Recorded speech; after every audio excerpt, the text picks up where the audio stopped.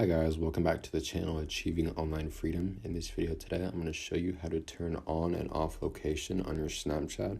It is very simple and takes no time at all to do it, so let's go ahead and get started.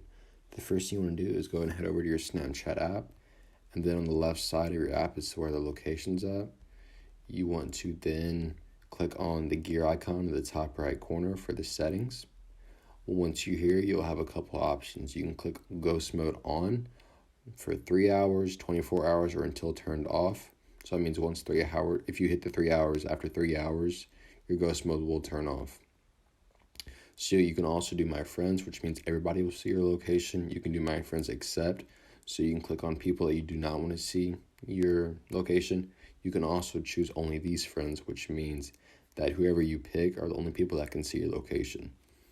You can also go to your settings, and then you can look up Snapchat from here, or scroll to the very bottom of the screen, whatever you'd like to do, and click on location.